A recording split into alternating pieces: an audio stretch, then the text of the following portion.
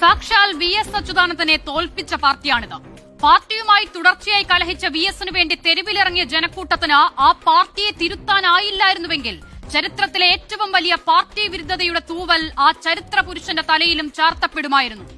Aisha Potti, PK Sasi, S Rajendran തുടങ്ങി ഈ തെരഞ്ഞെടുപ്പ് കാലത്ത് മാത്രം CPIM-ൽ നിന്നും കലഹിച്ചിറങ്ങിയ നേതാക്കളുടെ പട്ടികയിൽ G സുധാകരൻ വരെ ഇനി അങ്ങോട്ട് എത്ര പേരുകൾ വന്നാലും എല്ലാം നേടി പദവി കിട്ടാതെ വന്നപ്പോൾ പാർട്ടിയെ വഞ്ചിച്ചവരെന്ന ഒരൊറ്റ capsule.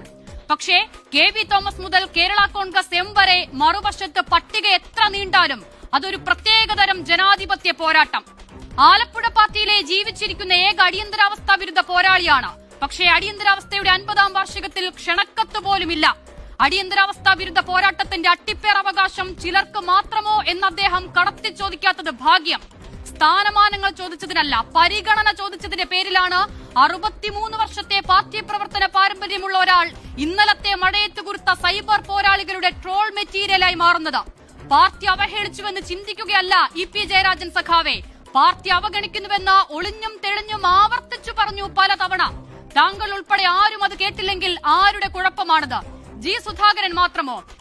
Suresh Kurup, N Sukanya, KK Shailaja വരെ ആ പട്ടിക എത്ര നീണ്ടാലും കേൾക്കില്ല നിങ്ങളാരും.